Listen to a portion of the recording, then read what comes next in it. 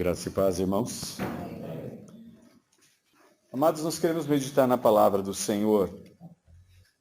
O que você recebeu que é mais precioso?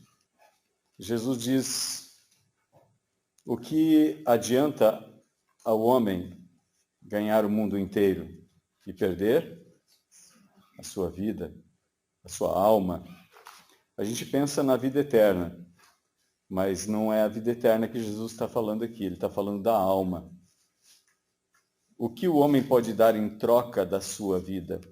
Por mais ansioso que você esteja, será que você consegue acrescentar alguns minutos na sua vida? É possível. Por mais preocupado que a gente seja, será que isso é possível? Domingo passado nós falamos sobre uma vida com propósito, falamos sobre a vida de João, conhecido como o batizador, o mergulhador. João também ele fala sobre o ministério de Jesus. Ele diz: olha, eu não sou digno nem de ajoelhado desatar as sandálias dos pés dele, tão grande ele é. Eu não sou o Cristo, eu só vim como aquele que veio preparar o caminho dele. E hoje nós queremos falar sobre uma vida perfeita. Uma vida perfeita. Paulo, quando ele fala aos Filipenses, ele fala no capítulo 3, no verso 12, ele diz assim: irmãos, eu não penso que atingi já alguma perfeição, mas eu prossigo para o alvo, para aquilo pelo qual eu fui alcançado. E pelo que você foi alcançado por Jesus? Uma vida medíocre? Uma vida dominada pelo pecado? Uma vida desgraçada, fora da graça de Deus? Não. Jesus nos alcançou para que nós fôssemos a imagem e semelhança dele. E então todos aqueles que são perfeitos, Paulo na sequência fala, mas como nós somos perfeitos? Paulo acabou de dizer que não era ou não tinha alcançado esse estágio. Nós vamos alcançar ele no dia da glória com Cristo Jesus. 1 João capítulo 3, João fala: vede que grande amor nos tem concedido o Pai, a ponto de sermos chamados filhos de Deus, e de fato somos. Ainda não se manifestou o que nós vamos ser, mas quando ele se manifestar, nós seremos semelhantes a quem? A ele, porque haveremos de vê-lo como ele é. No domingo anterior ao do domingo passado, eu falei sobre identidade. Quando nós oramos e chamamos Deus de Pai, nós estamos declarando a nossa identidade. Mas, muitas vezes, nós não entendemos nossa identidade em Cristo. E por nós não entendermos a nossa identidade em Cristo, e por não reconhecermos o Pai como nosso Pai, nós, muitas vezes, somos ludibriados pelo inimigo das nossas almas. E nós ouvimos falar aqui, na abertura do culto, sobre o escandalon. É uma palavra grega que significa armadilha. E nos últimos dias, muitos vão se escandalizar e vão morder a isca, vão se ofender. Jesus não deixou que as pessoas que estavam ofendendo ele, isso tomasse lugar no seu coração. Mesmo eles dizendo: você não disse que é o Filho de Deus? Você não disse que ama a Deus? Então que ele venha livrar você. Desce da cruz e aí nós vamos acreditar em você, Jesus. Davam bofetadas nele antes da crucificação, vendavam os olhos dele e diziam: agora profetiza. Quem é que foi que te bateu? Adivinha? Profetiza. Adivinha quem foi que bateu em você? E Jesus, do alto da cruz, ele diz: Pai, perdoa-lhes, não sabem o que fazem. E Estevão, em Atos capítulo 7, Estevão, cheio do Espírito Santo, ele estava anunciando a graça de Deus, ele estava falando sobre esta maravilhosa graça trazida a nós por Jesus Cristo. E então eles levantaram acusações contra Estevão, levaram ele perante as autoridades do povo, perante o Sinédrio, e ali Lucas diz que eles rilhavam os dentes de raiva dele.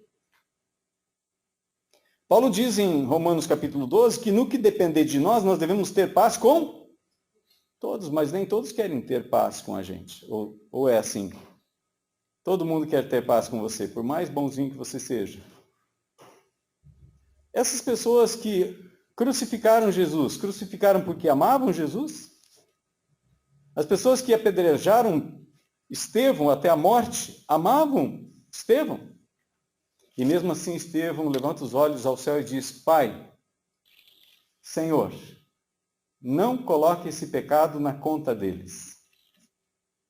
Será que nós, quando estamos sendo magoados, ofendidos, nós mordemos a isca? Ou nós liberamos, dizendo: Pai, perdoa, não sabe o que está fazendo? Tem uma frase de Shakespeare que eu gosto e guardo no meu coração para a vida. Ele diz que os cães ladram enquanto a carruagem passa. Resta saber se nós estamos em cima da carruagem ou embaixo. Se a gente vai descer da carruagem para brigar com os cães. Nós vamos ser mordidos. Quando o salmista Davi diz que nós estamos colocados sobre a rocha, e quando Jesus diz que aquele que ouve as suas palavras e as pratica é semelhante àquele que construiu essa casa sobre a rocha, ele não disse: olha, vocês não vão passar por tlipsis. Tlipsis significa tribulação. E aí Paulo chega em Romanos capítulo 5 e fala assim: ó, nós não nos alegramos somente pela justificação pela fé, mas também nos alegramos pelas tribulações. Porque as tribulações produzem para nós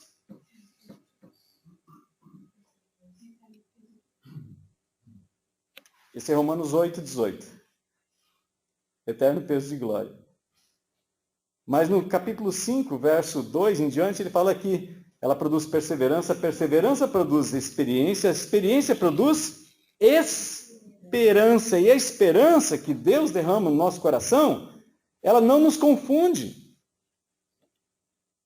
Porque o Espírito Santo derrama o amor de Deus no nosso coração. Então, aquelas pessoas que nos ofenderam, que nos magoaram, que nos machucaram, elas podem ser amadas por nós. Nós devemos amá-las, como Deus em Cristo nos amou. Então não espere que alguém venha dizer: olha, eu te magoei, eu te machuquei, e agora você me perdoa. Ah, agora eu vou devolver o meu amor por você. Não, não espere, porque você pode esperar deitado, porque muitas vezes alguns não vão fazer isso. Eles não vão fazer isso. Então, no que depender de nós, devemos ter paz com todos. Isso vale em todos os âmbitos. E os que mais nos machucam, e mais nos magoam, e mais nos ferem, são aqueles que estão perto de nós. Marido, esposa, que o digam. Que dia dentro de casa, entre o marido e a esposa, os dois passaram rindo um para o outro, sem nenhum tipo de um olhar mais firme? Ou será que é tudo mil maravilhas entre os irmãos? Será que acontece algum tipo de desavença? Desentendimento? Com certeza. Atos capítulo 5, no verso 20, Pedro e João estão presos.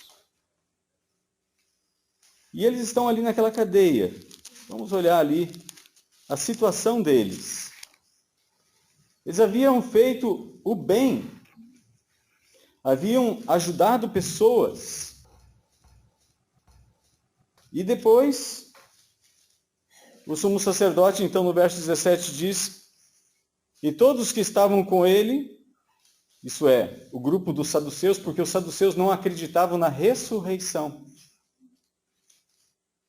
Então, esse grupo de saduceus, que não acreditavam na ressurreição, eles estavam fazendo e maquinando todos os tipos de artimanha para poder eliminar o cristianismo já na sua gênese, no seu nascimento. Aquilo que Cristo veio trazer, eles tentaram eliminar desde o início. A igreja, o povo de Deus, a fé na ressurreição, está sendo perseguida desde então.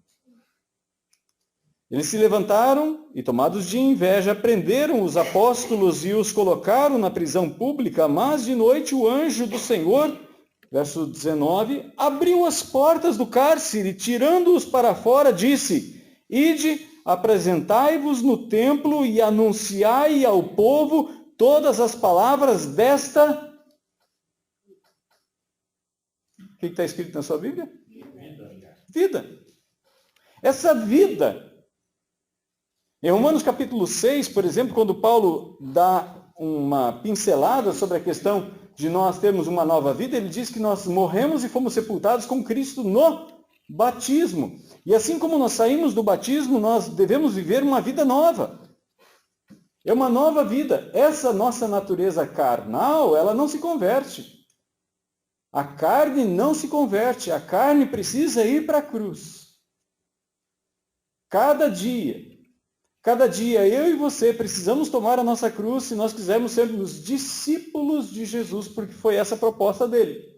Quem quiser ser meu discípulo, dia após dia, negue a si. Não negue o outro, é fácil negar o outro, né? Olha, ele não merece. Olha aquele lá, ó. O que ele está fazendo? Jesus disse, olha, cuida de você. Olhe para você, porque cada um de nós vai prestar conta de si.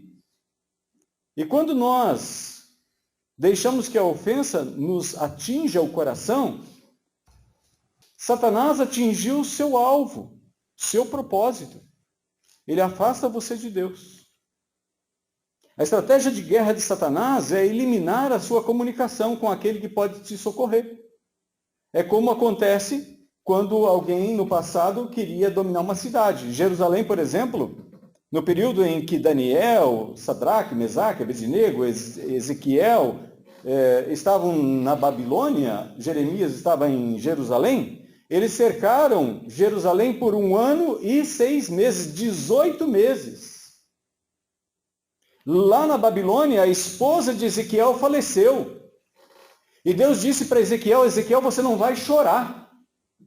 Você não vai dizer palavra, você não vai abrir sua boca. E então ele ficou mudo por 1 ano e 6 meses, até que o cerco de Jerusalém derrubou as muralhas e a cidade foi conquistada, foi devastada, foi transformada em um monturo de pedras, onde os animais, os chacais e as aves do céu fizeram ninhos e, enfim, virou um campo deserto. E então, quando aquele mensageiro, ele chegou na Babilônia, Ezequiel viu ele, aí Deus disse, agora sim, agora tu pode falar. Imagina a pessoa passar 1 ano e meio sem chorar a morte da sua própria esposa, sem poder abrir a sua boca por obediência a Javé, o Senhor. E ele agora começa a falar, foi um sinal para aquele povo.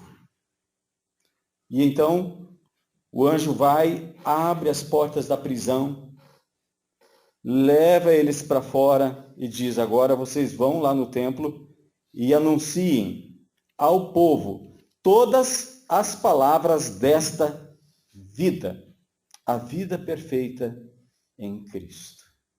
A vida perfeita de Cristo.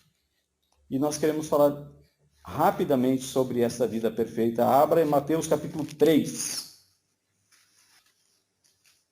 Como no domingo passado nós falamos sobre João,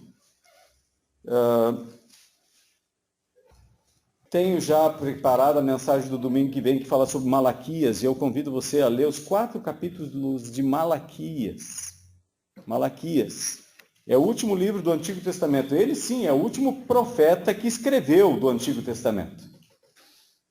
O último profeta citado na Bíblia, no Novo Testamento, que pertence à antiga aliança, que aguardava a chegada, foi uma profetisa chamada Ana. Em Lucas capítulo 2 você tem a descrição dessa mulher, no verso 38. Lucas chama ela de profetisa. Ela está ali no templo com 80 anos de idade. Ela ficou 7 anos casada, o marido faleceu e ela ficou viúva desde então. E ela estava sempre no templo adorando a Deus. Ela era da tribo de Azer. Mateus capítulo 3 nos mostra, no verso 13 ao verso 17, o batismo de Jesus. Então Jesus foi da Galileia para o Jordão para ser batizado por João, mas João tentou impedi-lo dizendo: tu vens a mim, eu é que preciso ser batizado por ti? E Jesus lhe respondeu: deixa por enquanto, porque assim nos cumpre ou nos convém cumprir toda a justiça. Então João consentiu.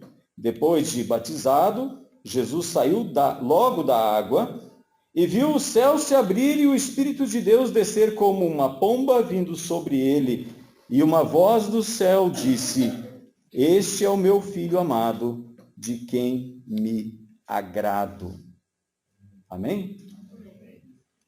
Que esta palavra possa falar ao meu e ao seu coração neste encontro.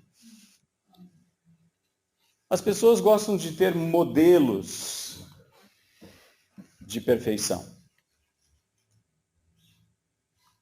Quando você olha as mídias, você vê modelos, tanto feminino quanto masculino, modelos de veículo, aquilo que para as pessoas se torna algo admirável, algo a ser imitado, algo a ser copiado, algo considerado por eles como a perfeição. Até que surge algo novo. Quem de nós mais experientes aqui não achava o Fusca bonito? A Brasília, então, quando foi lançada a variante TL, a Kombi, fugiram na Kombi. E assim a gente vai se admirando. Hoje tem carros de tantas espécies, de tantos modelos, que eu não me arrisco a dizer, ó, esse é dessa marca, aquele é daquela marca. Porque são tantas marcas e tantos modelos que hoje os modelos estão cada vez mais modelados. Não é assim? E aí você tem para todos os tipos. E assim também as pessoas têm modelo de beleza. Aquelas pessoas, aquelas moças magérrimas que desfilam, não são chamadas de modelo? Os rapazes também não são chamados de modelo? O que é um modelo? Um exemplo? A palavra modelo vem de quê? Molde. Alguma coisa que vai dar a formatação. As pessoas querem ter modelo de sabedoria. Aí tem o seu professor predileto. Tem o seu pastor predileto. O palestrante predileto. O filósofo predileto. Não é assim? E nós não deixamos de acumular modelos de habilidade, modelos de poder, enfim. Diante de tantos modelos que nós olhamos no mundo à nossa volta, às vezes nós nos esquecemos que o modelo perfeito está sendo esquecido. Quando Isaías fala a respeito de Jesus, em Isaías 53, ele diz que nele não haveria nenhum tipo de formosura. Alguém de quem os homens escondem o rosto. Era desprezado. E assim aconteceu com ele. O Filho unigênito de Deus, o próprio Criador do mundo, quando ele veio e se tornou homem, as pessoas rejeitaram ele. Mas isso não mudou ele. Não mudou seu coração, isso não afetou o seu coração. Jesus não permitiu que essas coisas atingissem a sua essência, porque ele tem maturidade. Quando nós somos imaturos, uma criança às vezes olha para a gente, olha torto e faz uma careta, a gente já se ofende. Quando a gente é maduro, a gente vê aquela criança fazendo careta, a gente até brinca, está com fome? A gente não permite que aquilo ali se torne uma ofensa. E a ofensa ela pode entrar pelos nossos olhos ou pelos nossos ouvidos. É por isso que a Bíblia fala tanto para cuidar dos olhos e dos ouvidos. Não é o que entra pela boca que contamina. Também tu não vai tomar um copo de estricnina. O que Jesus está falando ali de alimentos e não lavar as mãos na hora da refeição. Mas muita gente acredita que a alimentação pode contaminar a alma. E Jesus disse não. Você come e aquilo depois é jogado num lugar escuso. Enfim, Jesus se torna um exemplo para mim e para você em diversos aspectos. Jesus é a vida perfeita em submissão, obediência, consagração, revestimento e aceitação diante do Pai. Ele é a pessoa perfeita, a vida perfeita. No verso 13 e 14 nós vemos que é uma submissão perfeita. Jesus não tinha pecado.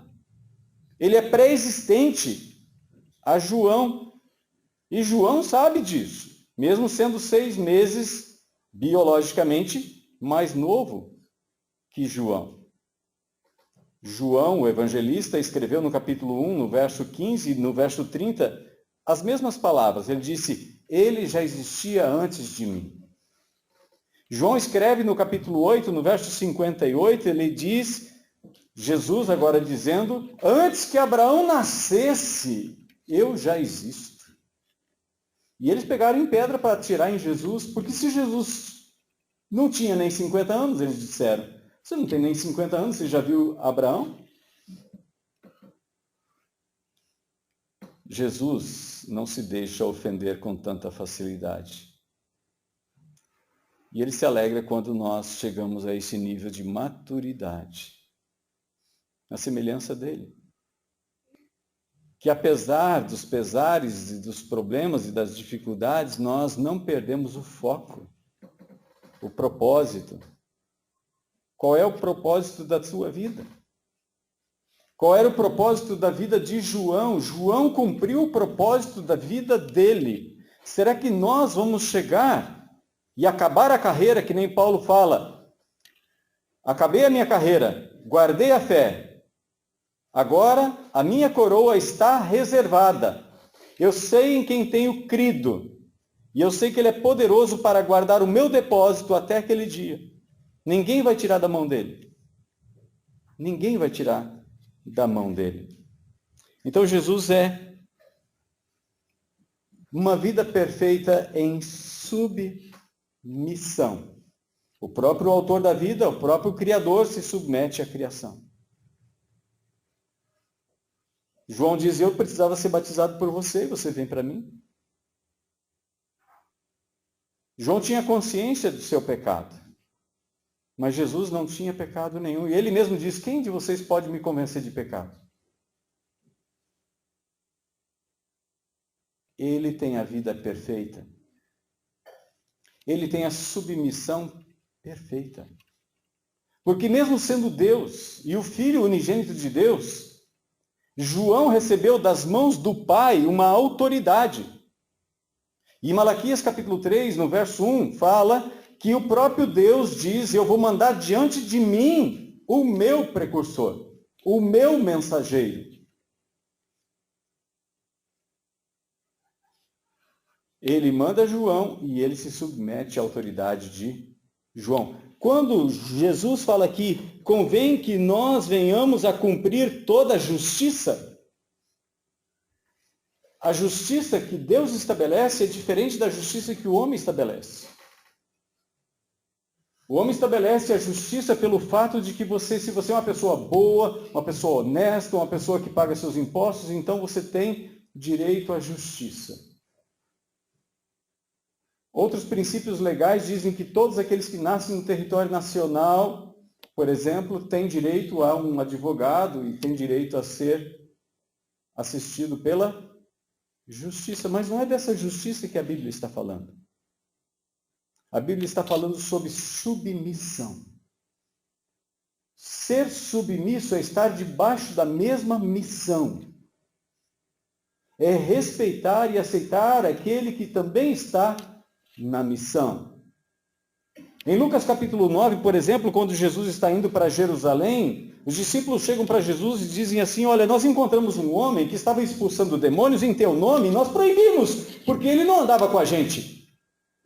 E Jesus diz: olha, não proíbam. Ninguém que faça isso está contra vocês, está por vocês. Mais adiante no capítulo 11 ele fala assim: aquele que comigo não ajunta, espalha.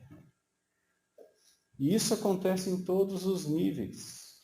É uma verdade espiritual que tem atingido a humanidade de cheio.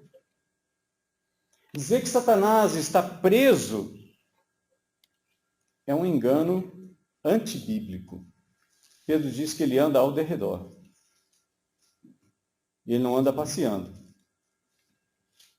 É como Jó, no capítulo 1, quando Deus fala para Satanás: onde é que você estava? Aí eu venho de rodear a terra, de passear por ela. Você viu meu servo Jó? Homem justo, que se desvia do mal e que faz o bem? Aí Satanás diz para Deus: também o Senhor cercou ele de bênçãos, de prosperidade, claro que ele vai te adorar. Ele disse: pode tirar. As provas, as tribulações que surgem na nossa vida é para nos aprovar, não é para nos reprovar. Deus não tenta ninguém, mas Ele permite que você seja levado para o tentador. Sabia disso? Ah, pastor, isso é heresia. Então olha o capítulo 4.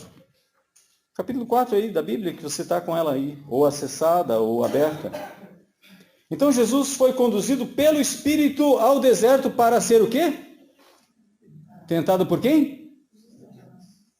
O Espírito Santo levou Jesus para que ele fosse tentado por Satanás. Sabe por que Deus permite que tentações venham sobre a nossa vida? Deus não tenta ninguém. E Tiago é categórico ao dizer: Deus não tenta ninguém, ele não é tentado por ninguém.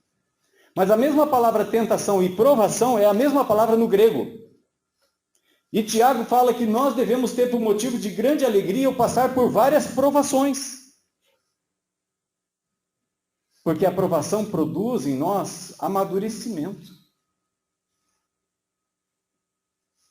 E quando nós estamos amadurecidos, então nós nos tornamos cada dia mais semelhantes a Jesus.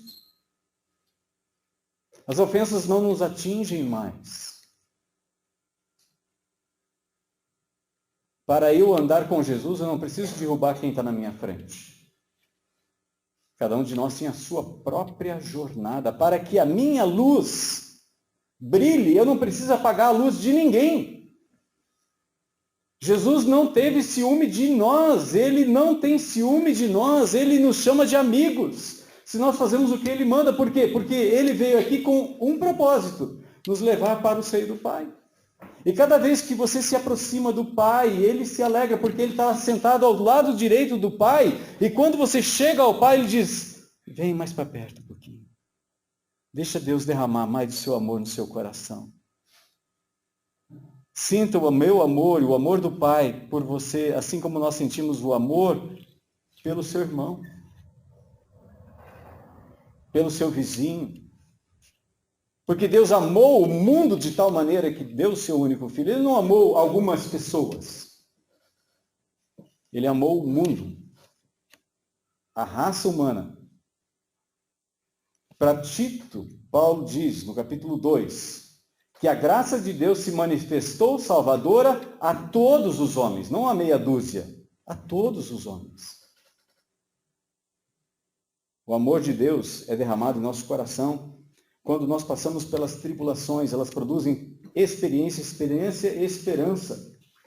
E aí, nessa hora, quando a gente passa pela tribulação, pelos problemas, a gente sente que o Espírito Santo vem e derrama no nosso coração o amor do Pai.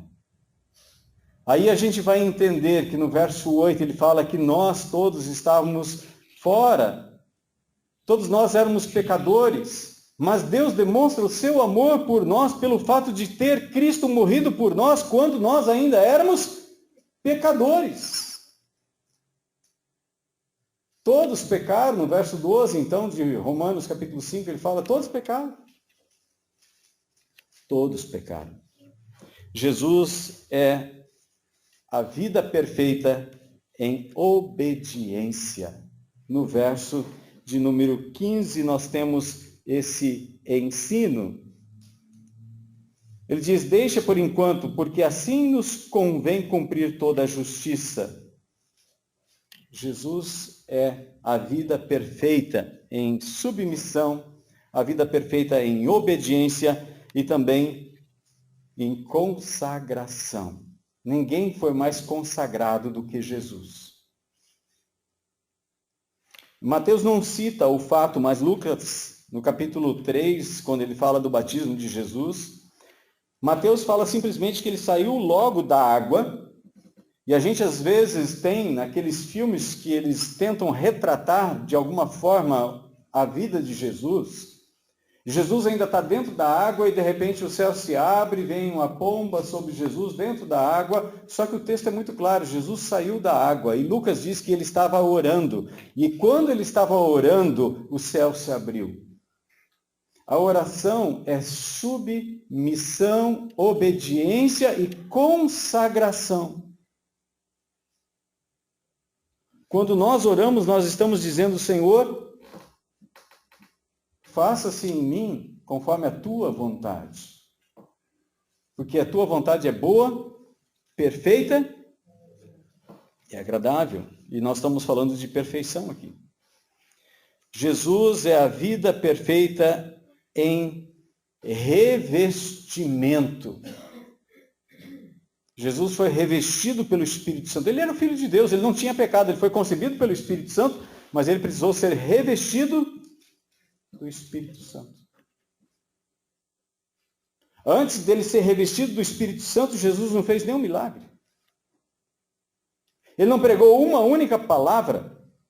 A única coisa que fala em Lucas que ele estava lá no templo com 12 anos, ele estava conversando com os líderes, com os doutores e mestres. E ele estava respondendo os questionários deles. Não era Jesus que estava questionando eles. Porque os mestres judeus, eles não aceitavam questionamento. Eles questionavam. Eles respondiam sempre com pergunta. Para que a pessoa que estava diante dele crescesse também. E Jesus é a vida perfeita em aceitação ou confirmação. Não somente naquele dia que ele foi batizado, mas quando ele foi batizado na morte, o Pai o tirou do túmulo. E a Bíblia nos ensina que, pelo fato de Jesus ter vivido essa vida perfeita, ele não ficou na morte. E o mesmo poder que operou ao ressuscitar Jesus dos mortos, vai ressuscitar eu e você também. O mesmo poder. O mesmo Senhor. O mesmo maravilhoso Espírito de Deus. Apocalipse 22:17 nos diz que a noiva e o Espírito diz, vem. Ora, vem, Senhor Jesus. A noiva é a igreja do Senhor Jesus de todos os tempos, de todas as épocas, de todas as nações. Juntamente com o Espírito Santo estão dizendo, vem, Senhor Jesus. Maranata. Amém? Jesus é mais do que um modelo. Jesus é a nossa esperança. Porque quando a gente olha para a gente vê quantas vezes a gente já falhou. Quantas vezes eu preciso mentir para ser um mentiroso? Quantas vezes eu preciso roubar para ser um ladrão? E eu creio que cada um de nós aqui vai se identificar em qualquer um dos mandamentos e vai dizer, eu desobedeci o papai, eu desobedeci a mamãe. Eu desejei o mal para o meu próximo. Eu odiei. Fiquei com raiva. Me magoou. Quem de nós não roubou uma bala? Tirou do irmão?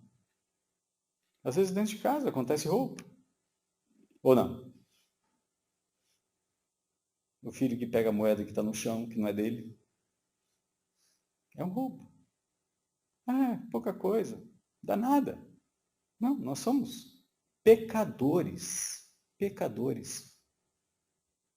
Paulo chega em Romanos capítulo 7, ele diz que a consciência dele não acusava ele em nenhum dos mandamentos, mas quando ele olhou para o 10º mandamento, ele diz, não cobiçarás.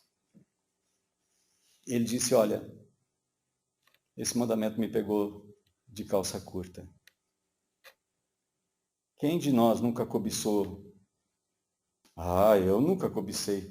Ah, mas a gente vê aquele carro novo, aquele modelo novo que a gente estava falando no início, e a gente pensa assim, puxa, podia ser meu, né? Aí, vamos supor que a gente é mais espirituoso, e a gente não pensa assim, mas a gente pensa assim, poxa, mas o vizinho comprou isso só para me dar na cara, né? Para mostrar que ele pode. Ou a gente comprou o carro, aí o vizinho vai lá e compra um igual. Ah, invejoso. Gente, é a nossa natureza não se converte. Bem-vindo à cruz de Jesus, que é a sua também. É a cruz de cada um de nós. Ou nós cremos em Jesus, ou a gente está frito em pouca banha. Queima logo. Não tem jeito. Não tem outra salvação. E a gente precisa praticar isso. Crer isso e viver isso. Do contrário, o inimigo vai alcançar o objetivo dele. Te afastar da graça do Pai. Te afastar do amor do Pai. Te afastar da sua confiança de quem você é em Cristo Jesus. E ele tem conseguido. Ele tem atingido pessoas em cheio. Por quê? Porque aceitaram a ofensa. Se ofenderam. Morderam a isca. Foram pegos. Essa semana eu fui pescar, a convite do Tiago ali no açude que eles vão limpar. E aí a gente tentou pescar. E a gente levou isca, a gente tentou. Bateu. Ficamos 1 hora mais ou menos tentando pegar algum peixe. Quinta-feira aconteceu isso. E vinha aquela chuva assim, bem legal. Parecia assim que estava reboleando. Aí a gente fugiu e voltou de novo. Só que daí nós voltamos com rede. Aí eu não entrei na água, claro. Mas fiquei do lado de fora caminhando e carregando os peixes. Os peixes entraram na rede. E ficaram presos. Talvez você não está mordendo a isca, mas talvez você está preso numa rede. E todos aqueles peixes que nós tiramos da água, sabe o que aconteceu com eles? Morreram. A gente comeu um hoje, né? Morreram. E quando Jesus fala que o inimigo ele vem para roubar, matar e destruir, ele não brinca de ser diabo. Satanás não brinca de ser diabo. Então nós não podemos brincar de ser cristãos. Precisamos entender a profundidade do perigo que nós corremos. Não é o vizinho que corre esse perigo. Não é aquele membro daquela igreja lá que a gente considera assim uma igreja de segunda categoria. Ah, não, nós nunca fizemos julgamento a respeito disso. Não. Nós nunca julgamos a religião do outro. Nós somos muito perfeitos. Nós nunca olhamos cisco no olho do outro. Nós somos pecadores, irmãos. Agora, só vamos mudar de vida quando nós reconhecemos isso. Quando nós reconhecemos conversão, arrependimento, é isso. É nós dizermos, eu era assim.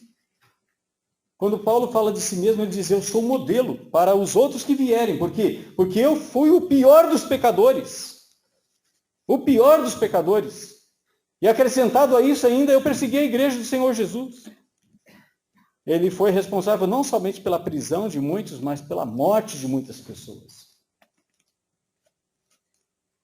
Para ninguém dizer, eu não posso ser alcançado pelo amor de Jesus. Não posso ser alcançado pelo amor de Jesus. Não deixe essa mentira do diabo chegar no teu coração.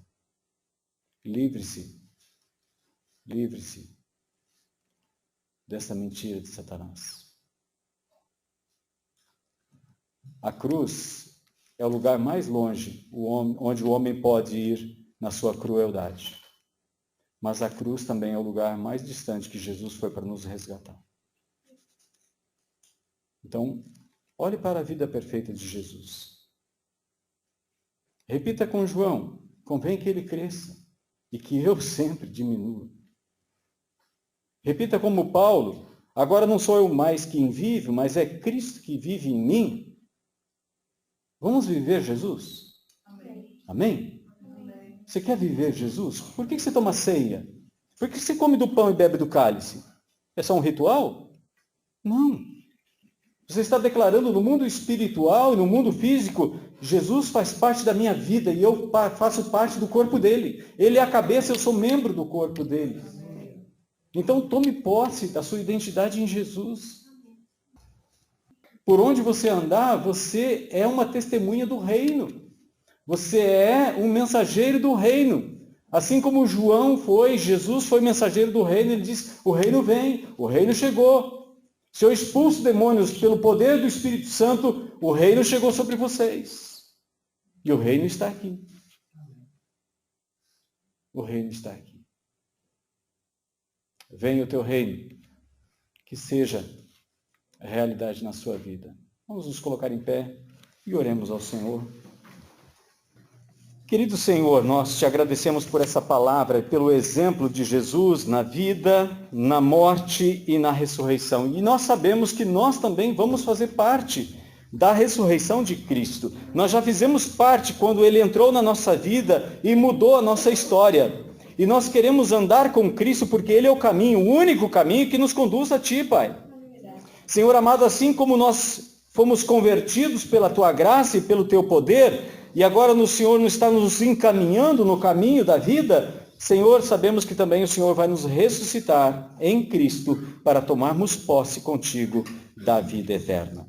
Então o reino e a presença do Senhor será visível e palpável a todos nós. Nós não estaremos mais sujeitos às artimanhas, armadilhas e mentiras de Satanás, porque ele será preso. E nós não morreremos jamais, porque passamos da morte para a vida. E não entramos em juízo, porque Jesus carregou sobre ele a nossa condenação. Obrigado, Jesus, pela vida perfeita do Senhor. E, Pai, nós aprendemos da tua palavra que quando nós chegamos diante de ti, no nome de Jesus, é a vida perfeita de Jesus que é colocada sobre nós. É a justiça de Jesus que nos reveste, é o seu sangue que nos purifica. Senhor, que a vida de Jesus seja sentida e vivida na vida dessa igreja, de cada irmão desta igreja, de cada irmã dessa igreja, por onde quer que coloquem a planta do seu pé, que a sua presença esteja ali e as pessoas que cercam possam sentir a presença do Senhor. Em nome de Jesus, venha o teu reino. Aleluia. Amém. E lembre-se, Deus olha para você com amor. Deus olha para você com amor. Porque Ele olha para você através de Jesus. E Deus do alto do céu está dizendo, esta é minha filha amada. Caiu, sim, mas ela está se levantando, porque ela está olhando para Jesus. Está andando sobre as águas que nem Pedro afundou, mas ele olhou para Jesus e pediu o socorro de Jesus. E agora pode andar de novo. Amém? Olhe sempre para Cristo. Mantenha seus olhos nele. Não tire os olhos de olhar para Cristo. Em nome de Jesus.